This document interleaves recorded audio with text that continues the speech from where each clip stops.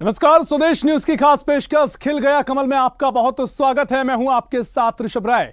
मध्य प्रदेश में भारतीय जनता पार्टी भारी मतों से सरकार बनाने जा रही है और 230 सीटों में जो रुझान अब तक सामने आए हैं, लगभग यहां पर मध्य प्रदेश की सरकार बनना तय हो गया है और 160 प्लस सीटें मध्य प्रदेश में भारतीय जनता पार्टी जीतती नजर आ रही है।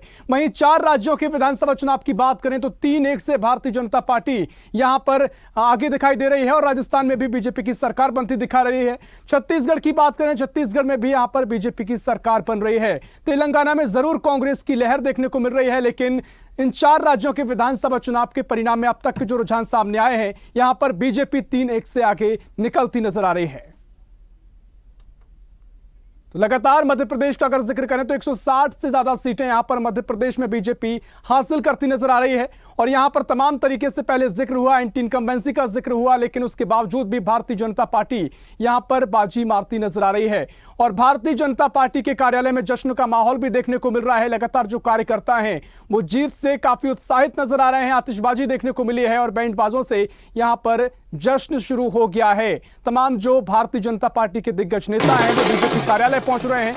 ये तस्वीरें हम आपको दिखा रहे हैं, बीजेपी कार्यालय की तस्वीरें, जहां भारतीय जनता पार्टी ने जश्न की शुरुआत कर दी है और तमाम नेता यहां पर झूमते नजर आ रहे हैं, क्योंकि जो जीत भारतीय जनता पार्टी की मध्य प्रदेश में हुई है, लगातार जो चर्चाएं थी, एंटी इनकम्बेंसी का जिक्र था, तमाम तरीके से सत्ता विरोधी लहर की चर्चाएं चुनाव से पहले हुई, लेकिन भारतीय जनता पार्टी ने यहां पर बड़ी जीत हासिल कर ली है और तमाम तरीके से जो चुनौतियां थी उनको स्वीकारते हुए भारतीय जनता पार्टी आगे बढ़ी और यहां पर लाडली लक्ष्मी योजना के साथ साथ लाडली बहना योजना का जो असर हुआ है, जो महिलाओं ने वोटिंग की है, उसका सीधा फायदा भारतीय जनता पार्टी को मिलता हुआ नजर आया है और यही वजह है कि जो कमल है वो खिल चुका है। तस्वीरें आपको दिखा रहे हैं, मध्य प्रदेश की तस्वीरें, जहां जश्न यहां पर बीजेपी कार्यालय में देखने को मिला है। राजस्थान की तस्वीरें, जहां पर भारतीय जनता पार्टी के खेमे में एक बार फिर बड़ी जीत सामने आई है और छत्तीसगढ़ में भी यहां पर भारतीय जनता पार्टी एक बड़ी जीत की ओर बढ़ती दिखाई दे रही है। लेकिन मध्य प्रदेश से तमाम दिग्गज नेता, अब बयानबाजी का दौर भी शुरू हो गया है। इसी कड़ी में कैलाश विजयवर्गीय ने क्या कुछ कहा है, आइए आपको सुनाते हैं। बयान को आप नोट करो। जिस दिन प्रधानमंत्री जी का रोड शो था, जिस दिन माननीय प्रधानमंत्री जी का रोड शो था, उस दिन मैंने कहा था 9 सीट इंदौर में जीतेंगे और 160 से ज़्यादा सीट हम मध्य प्रदेश में जीतेंगे। मेरा ऑन रिकॉर्ड है, बहुत सारे सोशल मीडिया में भी चल रहा है। मैंने 9 सीट इंदौर की जीतने को बोला था। मालवा में सर्वाधिक सीटें जीतेंगे हमने मालवा में भी रिकॉर्ड तोड़ा है और वैसे तो सभी राज्यों में रिकॉर्ड तोड़ा है। छत्तीसगढ़ की इतनी ग्रेट विक्ट्री है जिसकी कल्पना हमको भी नहीं थी और राजस्थान हम बहुत अच्छे वोटों से जीत रहे हैं। 3 राज्यों में सरकार बनाना, ये बहुत साफ दिखाई देता है कि आने वाले लोकसभा में हम 400 से ज़्यादा जीतेंगे। आपने कहा था आधार क्या मानते हैं, इंदौर में क्लीन स्वीप करेंगे और वो तस्वीर में नजर आ रही है। आपने कहा था इंदौर क्लीन स्वीप को लेकर, हमने कहा था कि सफाई में इंदौर 1 है, पर राजनीतिक सफाई में भी इंदौर 1 रहेगा। आधार क्या मानते हैं आप इस चीज का? आप लोगों क्या मोदी जी के मन में मध्य प्रदेश और मध्य प्रदेश के मन में मोदी। मध्य प्रदेश की जनता को लेकर क्या कहेंगे, जो जिस तरीके से सामने जाना है?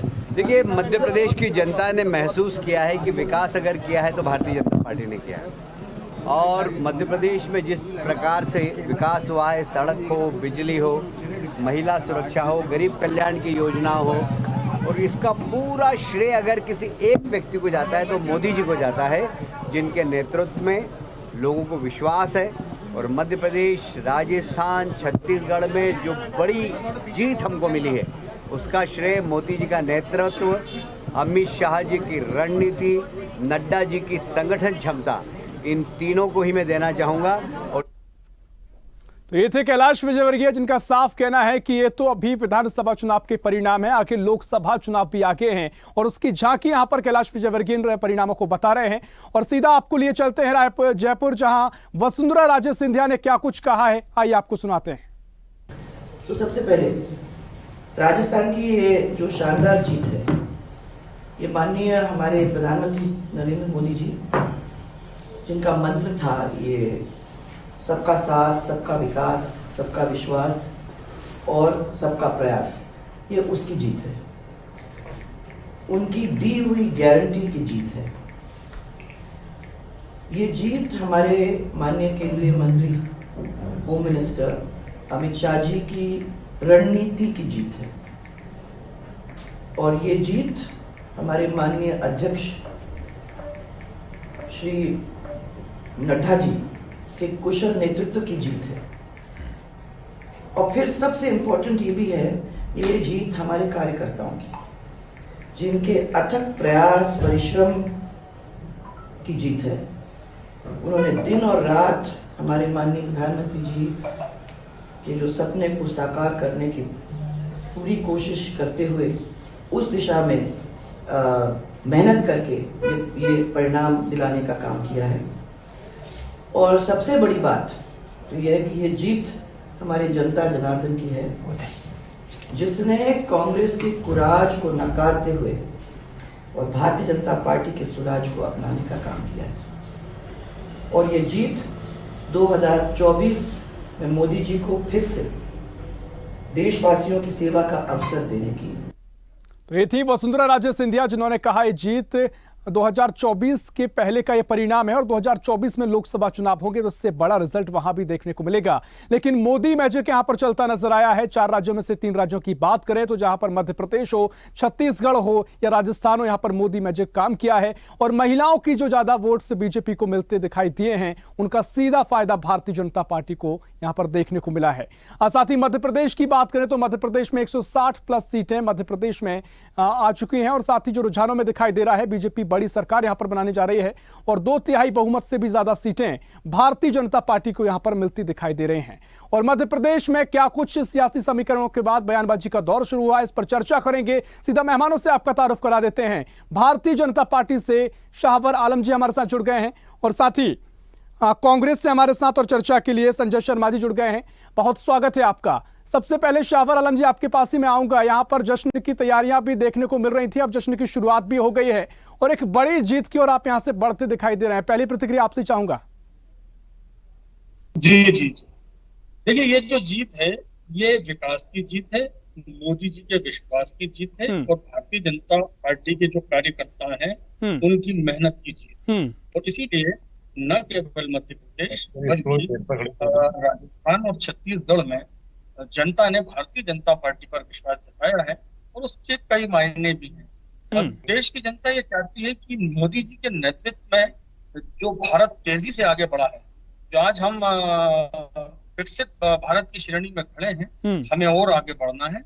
इसीलिए शाहवर आलम जी, मोदी मैजिक चला है, लाडली बहना की एक जो हवा थी वो तूफान में बदली, वो फायदा मिला है। क्या कुछ आपको इस पूरी जीत की वजह नजर आ रही है? मध्य प्रदेश में तो मैं कह सकता हूँ कि लाडली बहना योजना का हमको लाभ मिला है, इसमें कोई शक नहीं है। और न केवल लाडली बहना बल्कि 44 लाख भांजियों का भी आशीर्वाद मिला है जो लाडली लक्ष्मी योजना।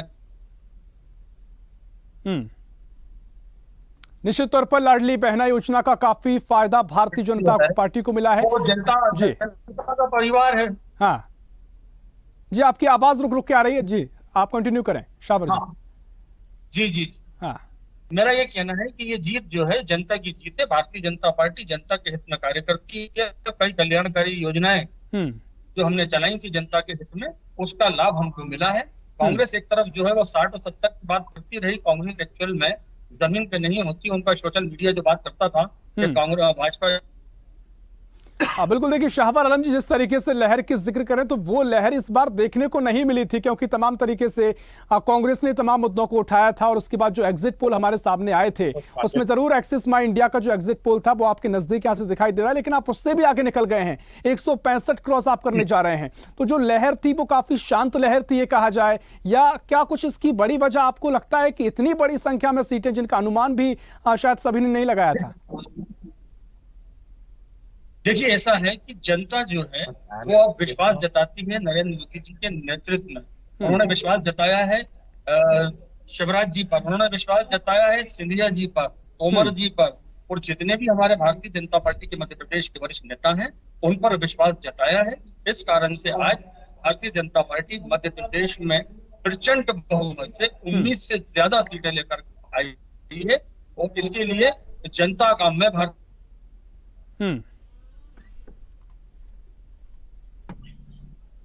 ठीक है, आपका तकनीकी संपर्क में कुछ उसके चलते आपकी आवाज यहाँ पर नहीं हो पा रही, तकनीकी खामी हो सकती है। मैं चर्चा को आगे बढ़ाऊंगा। संजय शर्मा जी हमारे साथ कांग्रेस से जुड़ गए हैं। संजय शर्मा जी, जिस तरीके से माहौल बना था 6 महीने पहले का मैं जिक्र करना चाहूंगा, आपने माहौल तो बना लिया था और लगभग लगातार आपके जो बयान देखने को मिल रहे थे उसमें आपका जो आत्मविश्वास नजर आ रहा था वो कहीं ना कहीं जो रिजल्ट में परिवर्तित नहीं हो पाया है। क्या वजह इसकी आप मानते हैं और क्या कुछ कहेंगे संजय शर्मा जी? देखिए, आज के जो ये परिणाम है अप्रत्याशित तो दिख ही रहे हैं और यह भी दिख रहे हैं कि मध्य प्रदेश में जहां कोई प्रोजेक्ट जो है पहले 6 महीने में पूरा होना था 3-3 साल से पेंडिंग है, एक प्रोजेक्ट पे बार बार रिठेके हो रहे हैं या कालम डैम का घोटाला बड़ा हो रहा है, कोई डैम फूट रहा है जो आज भी आदिवासी पीड़ित है वहां पे, या आदिवासी के ऊपर पेशाब की जाती है, या घोटाले होते हैं, भ्रष्टाचार होते हैं, पटवारी परीक्षा घोटाला होता है या नर्स परीक्षा घोटाला होता है। तमाम घोटाले, तमाम युवा परेशान था और व्यापारी परेशान, किसान परेशान, महिलाओं के अत्याचार में मध्य प्रदेश का नंबर अव्वल होता जा रहा था। इन सब परिस्थितियों के बीच में इस तरह का परिणाम आना यह एक बड़ा आश्चर्यजनक भी है और ना इस तरह का कोई ऐसा वातावरण, ना इस तरह का कोई इतना बड़ा माहौल की इस तरह के जो है परिणाम जो सामने आएंगे, यह बड़ा कांग्रेस पार्टी का हाईकमान आप क्या समीक्षा बैठक में जो भी निर्णय निकल कर आएगा उससे समय आने पर आप भी अवगत, मध्य प्रदेश की जनता को भी अवगत, कांग्रेस अपना जो है दृष्टिकोण स्पष्ट करेगी इस जनादेश को लेकर। और सबसे बड़ा बात यह है कि इसने ये सोचने पे मजबूर करा है कि सत्ता विरोधी लहर होने के बाद जहां पर एक योजना आती है तो वहां पे जो ग्राम पंचायतों के मदों के पैसे रुक जाते हैं, प्रचार प्रसार के लिए पंचायत के मद के पैसे लग गए, गांव पंचायतों में विकास कार्य ठप थे पिछले 1.5 साल से, और जो है वृद्धा पेंशन रोक दी गई, विधवा पेंशन रोक दी गई, लाडली बहना के पैसे। ठीक है संजय शर्मा जी, देखिए आपने तमाम ये मुद्दे उठाए थे, लेकिन जो मुद्दे जिस तरीके से उठाए गए थे वो शायद परिणाम में परिवर्तित नहीं हो पाए हैं। लेकिन आप क्या वजह मानते हैं? क्या मोदी बड़ी चुनौती कांग्रेस के लिए सामने आ पड़ी? लाडली बहना योजना का जो तूफान उठा उसमें कांग्रेस बह गई, या क्या कुछ आपको लगता है कि क्या बड़ी वजह इस पूरी हार की आप देख रहे हैं? नहीं, अगर लाडली बहना का तूफान ही आए तो राजस्थान के अंदर जो है इसी तरह की बड़ी योजना है जिसका सीधा लाभ जनता ने अशोक गहलोत जी के शासन में लिया है, चाहे वो 25 लाख का बीमा हो, सभी के ऑपरेशन हुए, सभी के इलाज फ्री हुए, वहां पे सीधा लाभ जो इस तरह से वहां पे जनता के अंदर पूरा मिला है। तो ये कहना कि अगर यहाँ लाडली बहना तो वहां अशोक गहलोत जी को 2/3 बहुमत मिलना था, वहां पे इस तरह की योजनाओं का लाभ जनता को सीधा मिल रहा है। छत्तीसगढ़ में भी जो कांग्रेस की योजनाएं थी उसका लाभ सीधा जनता को मिला है। तो ये बड़ा विचित्र जो कारण है इसका, मैं इसलिए भी यानी कि एक खाली लाडली बहना के कारण सरकार बन गई है या ऐसा बहुमत आया, ये कहीं से कहीं तक ऐसा प्रतीत तो नहीं हो रहा है। थोड़ा बहुत कारण हो सकता है, तो कांग्रेस का भी किसान कर्ज माफी और कई कारण ऐसे थे जो जनता के बीच में हम जाते थे, जनता से उसमें हमको सकारात्मक जो है सहयोग भी मिलता था, सत्ता विरोधी जो माहौल था उसका भी मिलता था, भ्रष्टाचार से जो जनता का एक व्यक्ति परेशान था, युवा था, कहीं पर भी ऐसा वातावरण नहीं था कि इतने बड़े रूप में जो है हार जीत का अंतर आएगा। ये बड़ा एक जो कांग्रेस भी इसकी समीक्षा भी करेगी। अच्छा, इतना बड़ा अंतर आने के बाद भी आप जनता के बीच में खामोशी छाई हुई है, यह भी एक क्या संदेश से इसको भी जो है समझने में अभी समय लगेगा। और कांग्रेस पार्टी ठीक है संजय जी, मैं चाहूंगा आप स्पष्ट करें, क्योंकि देखिए अभी कैलाश विजयवर्गीय का बयान सामने आया, उन्होंने कहा कि अब कांग्रेस ईवीएम को निशाने पर लेगी। क्या इस तरह से किसी तरह आपको कुछ नजर आ रहा है?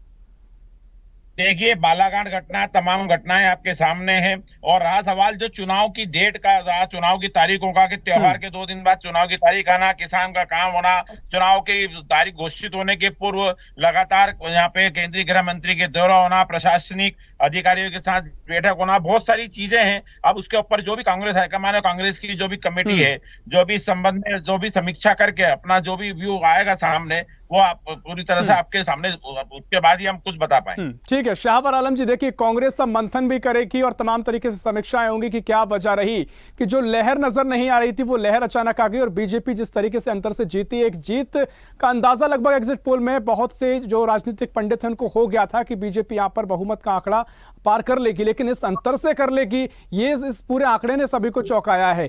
और क्या कुछ आपको लगता है कि जिस तरीके से संजय शर्मा जी भी कह रहे थे कि तमाम तरीके से उन्होंने मुद्दे उठाए, उसके बाद जो लहर नजर नहीं आई थी वो लहर अब यहाँ पर देखने को मिलती है, इस पूरे सिनेरियो पर क्या कुछ आप कहेंगे? मैं संजय शर्मा की बात का जवाब दे देता हूँ। कांग्रेस 2003 से ही भारतीय जनता पार्टी पर अनर्गल और बेबुनियाद आरोप लगाती आ रही है। हाँ। इन्होंने सबसे पहले डंपर का आरोप लगाया, उसके बाद सिंहस्थ का आरोप लगाया, फिर व्यापम का आरोप लगाया, फिर पटवारी घोटाले का आरोप लगाया।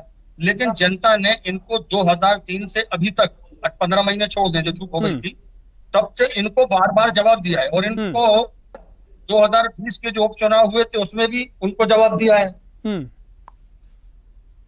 मेरा ये कहना है कि ये जीत जनता की जीत है, भारतीय जनता पार्टी के विकास की जीत है और मोदी जी के विश्वास की जीत है।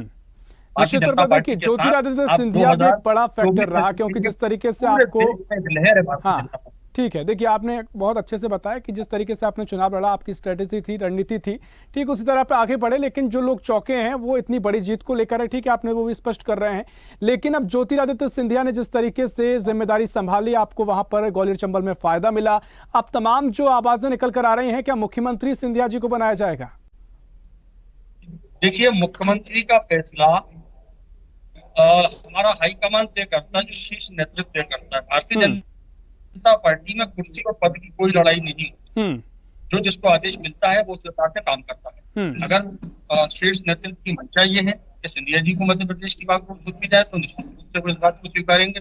यदि वो संगठन के लिए काम करते हैं, जिस तरीके से 10 मार्च 2020 से निरंतर भारतीय जनता पार्टी के लिए कार्य कर रहे हैं और उन्होंने कार्य किया और उसका परिणाम भी आया, ग्वालियर हो, मध्य प्रदेश हो और भी दूसरे राज्यों में वो गया, उसका परिणाम मिला है। लेकिन कांग्रेस ने जहां पर उनके परिवार पर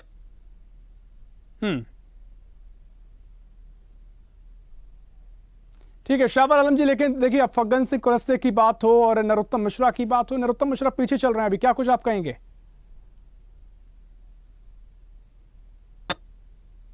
तो यहाँ पर कोई तकनीकी खामी है, आपकी आवाज यहाँ पर प्रॉपर नहीं पहुंच पा रही। आगे आपसे मैं चर्चा को आगे बढ़ाऊंगा। हाँ, बीच में क्या है, कॉल आ रहा है लोगों को बधाई के लिए, तो इस चक्कर में मेरा फोन जो है डिस्टर्ब हो रहा है, क्षमा चाहता हूं। निश्चित तौर पर तमाम कॉल आपके आ रहे होंगे। नरोत्तम मिश्रा अभी पीछे चल रहे हैं, इस पर आपकी क्या कुछ प्रतिक्रिया रहेगी? देखिए, अभी तो आखिरी राउंड है, जो भी परिणाम होंगे वो सामने है, लेकिन जनता भारतीय जनता पार्टी के साथ है, इस बात को सिद्ध कर दिया। अपनी बात जनता नहीं, इस बात को स्वीकार, कांग्रेस भले जनादेश नहीं स्वीकारे, हमारे साथी अभी भी आरोप लगा रहे थे, वो जनता के जनादेश को ही नहीं मान रहे। वो बता रहे थे कि प्रदेश के अंदर बड़ा हाहाकार था, प्रदेश की जनता जो है त्राही थी। इनके अनुसार जब त्राही मन तो कांग्रेस में मचा हुआ है और आज के बाद से मचने वाला है। ठीक है, देखिए शाहबाज आलम जी, एक सवाल और आपसे रहेगा कि जिस तरीके से मध्य प्रदेश में कांग्रेस ने शुरुआत में माहौल बनाया, जो जैसे जैसे समय नजदीक आता रहा, भारतीय जनता पार्टी का संगठन सक्रिय हुआ, पीएम मोदी की रैलियां हुई, किस तरीके से कम समय में फॉर्मूले का राज क्या आप बताएंगे? क्योंकि अब जनता जरूर जानना चाहेगी कि जिस तरीके से पहले माहौल कुछ और था, माहौल बहुत जल्दी बदला और भारतीय जनता पार्टी प्रचंड बहुमत से सरकार बनाने जा रही है। देखिए, मैं आपको सत्यता बता दूं, भारतीय जनता पार्टी के विरोध में कोई माहौल खराब नहीं था। ये कांग्रेस का जो सोशल मीडिया था, जो 500 वर्कर मोबाइल लेकर बैठे थे कांग्रेस के, वो फेक न्यूज में डालकर जो है न्यूज चलाते थे। वो महाराज सिंधिया जी के बारे में कहते थे कि ये इनको 4 टिकट नहीं मिलेंगे, ग्वालियर चंबल से टुकड़ा साफ हो जाएगा। ये सिर्फ कांग्रेस के जो कार्यकर्ता थे सोशल मीडिया पर, ये उनकी देन थी। सच्चाई ये है कि भारतीय जनता पार्टी चुनाव जीते या हारे, उसके दूसरे ही दिन से कार्यकर्ता अपने मैदान में डट जाता है, अपने खुद पर डट जाता है और उसी का नतीजा है। इसीलिए भारतीय जनता पार्टी को कैडर बेस पार्टी कहा जाता है और कांग्रेस जो है भारतीय जनता पार्टी के मुकाबले में कहीं भी नहीं है, किसी भी प्रदेश में नहीं। ठीक है संजय शर्मा जी, जिस तरीके से आपने पहले दावे किए 150 सीटें लाने का दावा काफी चर्चित रहा था, 150 के पार मध्य प्रदेश में कांग्रेस आ रही है, लेकिन अब जो नतीजे हैं वो आपके दावे उनमें नतीजों में परिवर्तित नहीं हो पाए हैं और साथ ही प्रधानमंत्री मोदी का एक बड़ा चेहरा यहां पर आपके लिए चुनौती बना। अब वो शायद उस समय आप जरूर ये कहते आए थे कि स्थानीय नेताओं के आमना सामने का ये चुनाव है, लेकिन प्रधानमंत्री मोदी की छवि ने काफी यहां पर असर किया और उसका रिजल्ट भी हम देख पा रहे हैं। तो इसे लेकर अब जो मंथन आपका जरूर होगा, लेकिन क्या ऐसी कमी रह गई जो आप समय से पहले भुना नहीं पाए? देखिए, आप इसमें पोस्टल बैलेट पेपर की जो आप गिनती को आप देखोगे तो उसमें बहुत छोटा सा अंतर था दोनों दलों में। इससे ये मालूम पड़ता है कि जो कर्मचारी था, दिव्यांग वोट, वृद्ध वोट जो पहले थे, उसमें कोई इतना बड़ा अंतर नहीं था कांग्रेस और बीजेपी के मध्य में।